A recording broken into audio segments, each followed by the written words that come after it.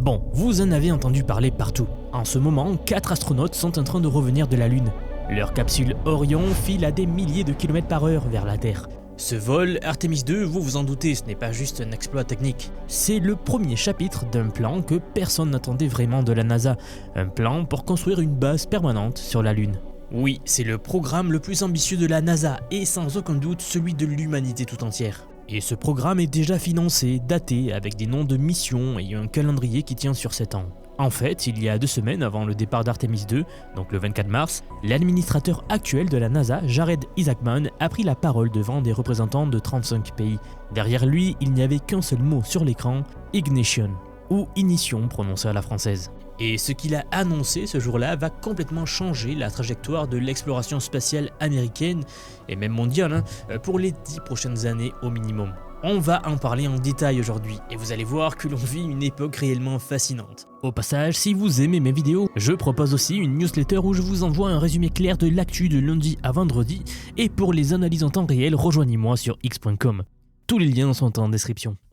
Mais d'abord, avant tout, il faut rapidement comprendre pourquoi ce plan arrive maintenant. Pourquoi on ne l'a pas fait il y a 5 ans, pourquoi on ne l'a pas fait il y a 10 ans, pourquoi on ne l'a pas fait depuis les missions Apollo. La réponse est en réalité assez simple et elle tient en un mot, la Chine. En janvier 2026, l'agence spatiale chinoise a effectué le premier vol test de sa capsule Mengzhou, celle qui doit amener des taïkonautes sur la Lune avant 2030. Leur fusée Longue Marche 10 est en test, leur atterrisseur a déjà passé des simulations d'atterrissage grandeur nature, les installations de lancement sont en construction à Wenchang.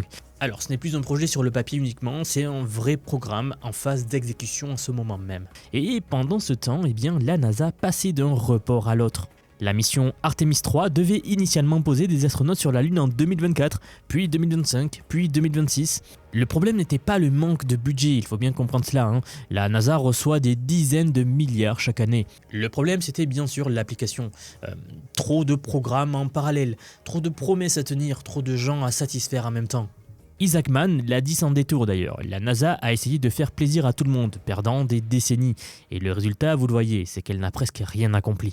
Dur mais honnête. Voilà pourquoi le nouveau projet final de la NASA, nommé Ignition, remet tout à plat. Premier changement majeur, Artemis 3 ne posera personne sur la Lune. Cela peut sembler contradictoire avec l'idée d'accélérer, mais c'est en réalité la décision la plus intelligente de ce nouveau programme. L'ancien plan prévoyait de passer directement d'Artemis 2, donc celui qui est en train de revenir et qui a fait un vol autour de la Lune, vers Artemis 3, qui devait être un atterrissage lunaire avec un véhicule qui n'avait jamais volé avec un équipage. C'était un saut dans le vide, littéralement. Le risque était tellement élevé que la date de lancement reculait d'année en année, tout simplement parce que personne ne voulait prendre la responsabilité de donner ce feu vert-là. La nouvelle version d'Artemis 3 sera en quelque sorte une répétition générale qui se passera en orbite terrestre basse. La capsule Orion et le véhicule d'atterrissage se retrouveront en orbite, donc testeront l'amarrage, le transfert d'équipage, les systèmes de survie, la propulsion, etc. Et si quelque chose ne fonctionne pas à 400 km d'altitude, on pourra ramener tout le monde. Car oui, si quelque chose ne fonctionne pas avec ces tests en orbite lunaire, c'est une autre histoire. C'est exactement ce que Apollo avait fait en 1969. Apollo 9 avait testé le module lunaire en orbite terrestre avant qu'Apollo 11 ne se pose sur la Lune. La NASA réapprend en quelque sorte ses propres leçons. Mieux vaut tard que jamais, me diriez-vous. Mais c'est là justement que la compétition devient vraiment intéressante. Parce que le véhicule d'atterrissage, donc celui qui doit poser des humains sur la Lune, n'est pas encore choisi définitivement. SpaceX développe une version lunaire de son Starship. Blue Origins, donc de Jeff Bezos, développe aussi son Blue Moon Mark II. Les deux seront potentiellement testés sur Artemis 3 en 2027. D'ailleurs, le PDG de Blue Origin a répondu à l'annonce avec 2 mots sur X. Il dit « We are all in », donc on mise tout dedans en quelque sorte. Mais Isaacman de la NASA a été très clair sur ce sujet-là. Il dit que avoir gagné un contrat en 2022 ne garantit rien.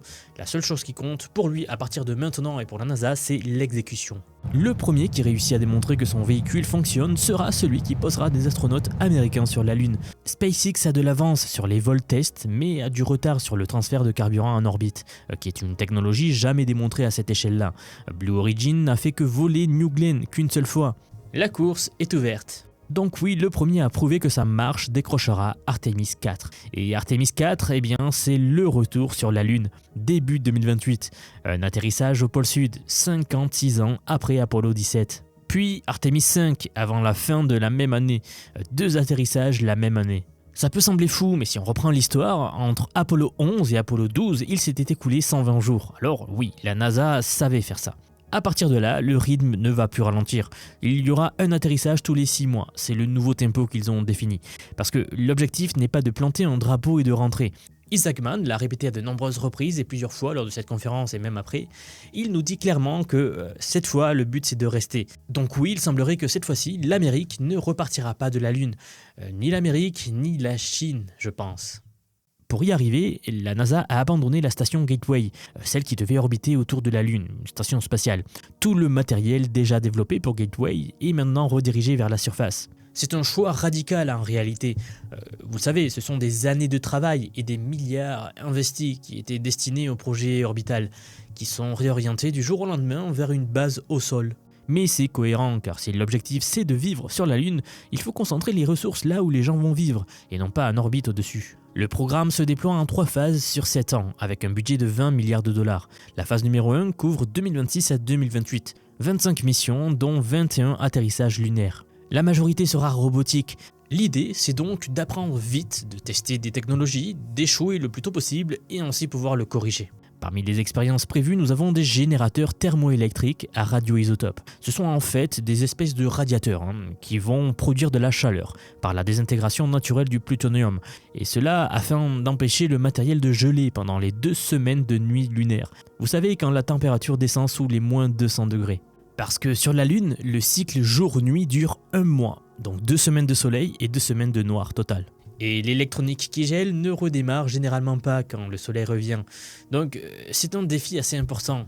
La NASA va aussi déployer des drones lunaires. Donc pas des drones à hélice évidemment, il n'y a pas d'atmosphère, mais des drones à propulsion qui sont baptisés les Moonfall, inspirés de l'hélicoptère Ingenuity qui a volé sur Mars. Chaque drone pourra couvrir 50 km en un seul bond de 150 secondes. Ils serviront à explorer les zones trop dangereuses pour un rover ou un humain, bords de cratères, sommets de montagnes, etc. Et en parallèle, le rover Viper, donc un véhicule de la taille d'une voiturette de golf, déjà construit et testé, arrivera sur la Lune en 2027 à bord d'un atterrisseur Blue Origin pour cartographier les ressources d'eau, de glace et de métaux rares au pôle Sud. Au passage, petite remarque, c'est assez marrant de voir qu'on fait de la prospection avant toute chose. On cherche les ressources avant de construire la mine. Bref, tous ces véhicules, les drones, les rovers, les véhicules habités seront équipés de caméras haute définition. Avec un réseau de satellites lunaires offrant un débit de 500 mégaoctets par seconde, chaque mission sera retransmise en direct sur Terre. Un peu comme le direct permanent que nous avons eu avec Artemis 2, où vous pouviez allumer YouTube à tout moment et voir une caméra activée sur les astronautes qui reviennent de la Lune. Donc on va pouvoir regarder la construction d'une base lunaire en temps réel, un chantier live stream à 384 000 km. Alors tout ce que je viens de vous décrire à l'instant, c'est la phase numéro 1 de ce plan Ignition.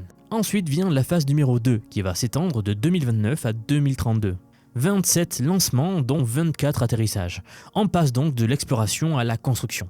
Des rovers d'excavation capables de déplacer des roches, creuser des tranchées pour les câbles d'alimentation, niveler le terrain, etc. Ainsi qu'un véhicule développé par l'agence spatiale japonaise avec Toyota, qui est un habitat mobile pressurisé de 15 tonnes. L'énergie viendra de 2 sources. Des panneaux solaires montés sur des mâts connectés à des batteries de stockage longue durée. Et des réacteurs à fission nucléaire capables de produire des centaines de watts et d'alimenter plusieurs installations en même temps. À la fin de la phase numéro 2, tout sera en place pour accueillir des humains sur des durées prolongées. Puis ensuite viendra la phase numéro 3, donc à partir de 2033, ce que la NASA appelle l'installation permanente. Une équipe de 4 personnes en rotation présente sur la Lune pendant 28 jours par mission. Plusieurs modules d'habitation connectés entre eux, alimentés par un générateur nucléaire dédié, approvisionnés en nourriture, eau et air à raison de 8000 kg par mois. À l'extérieur, les premières opérations d'utilisation des ressources locales. De l'eau extraite de la glace piégée au fond des cratères d'ombre permanente. Cette eau sera séparée en oxygène pour respirer et en hydrogène pour le carburant. Isaac Mann a aussi admis que ce plan est, je cite, très proche de l'impossible. C'est une formulation intéressante. Alors, on sait bien que la NASA a eu des ralentissements récents et des problèmes internes. Mais très proche de l'impossible, ce n'est pas impossible. C'est la zone où ils ont fait leurs meilleurs travaux.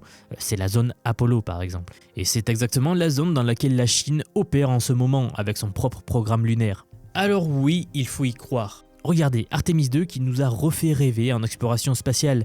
Artemis 2 qui revient de la Lune en ce moment a battu le record de la distance humaine depuis la Terre. Les astronautes ont observé la face cachée de la Lune. Ils ont vu un éclipse solaire total depuis l'espace. Et surtout, ils ont testé le vaisseau Orion en conditions réelles pour préparer tout ce qui vient après. Ce vol, ce n'est pas une fin en soi, c'est la fin du début. Mais bon, plus sérieusement, c'est vraiment le premier test d'une chaîne qui mène à une base habitée en 7 ans. Le véritable objectif de tout ce programme, ce n'est pas simplement de construire une base lunaire. Isaac Mond l'a dit, et c'est peut-être la partie la plus importante de son discours. L'objectif réel, c'est d'inspirer la prochaine génération de scientifiques et d'ingénieurs, les jeunes qui vont accomplir des choses que nous considérons aujourd'hui comme impossibles. Ces jeunes ne feront rien s'ils n'ont pas de raison d'y croire ou de croire que c'est possible. La NASA doit montrer l'exemple. Elle ne l'avait pas fait depuis très longtemps et on le ressent. C'est surtout ça le message que je souhaite faire passer. On entre dans une décennie où l'exploration spatiale, l'intelligence artificielle et l'automatisation vont converger comme jamais. Les drones lunaires autonomes, les rovers qui se pilotent tout seuls, les systèmes de communication en temps réel, les réacteurs nucléaires miniaturisés, les robots Optimus qui iront sur la Lune, tout ça repose sur des technologies que l'IA est en train de transformer en profondeur. Les ingénieurs qui vont construire cette base lunaire utilisent déjà l'IA dans leur travail quotidien, et les métiers qui vont émerger de cette nouvelle ère spatiale exigeront une maîtrise de ces outils. Merci d'avoir regardé, et si vous regardez cette vidéo et que vous vous dites que le monde change plus vite que prévu, que l'IA redéfinit ce qui est possible, et que vous voulez faire partie de ceux qui maîtrisent ces outils plutôt que ceux qui les subissent, alors j'ai justement quelque chose pour vous. J'aimerais vous dire que depuis quelques mois déjà, j'ai construit un programme d'apprentissage unique. Je vous apprends l'IA sous tous ses aspects. C'est un parcours que j'ai créé et pensé pour vous transmettre tout ce que je sais. Alors non seulement sur les modèles d'IA comme ChatGPT, Gemini de Google, Grok de Elon Musk, Claude, etc. Je vous montre en fait et surtout la manière de les intégrer concrètement dans votre vie, dans votre travail, dans vos projets. Et ce que vous soyez salarié, indépendant, entrepreneur ou même à la retraite. Car oui, nous avons beaucoup de retraités dans la communauté et ils utilisent l'IA au quotidien. J'ai récemment sorti la plus grosse mise à jour à ce jour de la formation. Ça fait un petit moment que j'en parlais, mais ça y est, elle est là, elle est en ligne. C'est un module entièrement dédié à l'automatisation par IA, donc en utilisant N8N. Autrement dit, la création d'agents IA, donc des espèces de salariés virtuels qui vont travailler pour vous et tout faire pour vous. En somme, vous faire gagner des heures et des heures et des heures. Vous êtes déjà plus de 6 à 7 000 à avoir rejoint ce programme, donc merci pour tout ce soutien. Et enfin, sachez qu'il n'y a pas besoin d'être développeur, pas besoin d'avoir un profil technique. Je vous prends par la main et pas à pas, avec des leçons vidéo claires, des cas concrets pratiques, on voit tout ce qui touche à l'IA. Dernier point, mais pas des moindres bien sûr, si vous nous rejoignez aujourd'hui, vous aurez accès à toutes les évolutions du futur. Sans surcoût, accès illimité à vie à tout ce que je veux vous apprendre. Donc aujourd'hui, c'est un paiement unique, ce n'est pas un paiement mensuel, c'est juste un paiement unique et vous aurez accès à vie à toutes les mises à jour que je vais faire en permanence et que je fais en ce moment même d'ailleurs. Donc si cela vous intéresse, vous avez les liens en dessous de la vidéo, donc soit en description, soit en commentaire épinglé pour nous rejoindre. Dans tous les cas, moi je serai très heureux de vous accueillir dans le programme Vision IA. Si vous êtes encore là, merci d'avoir regardé cette vidéo jusqu'au bout et je vous dis à très vite pour la prochaine vidéo. À bientôt.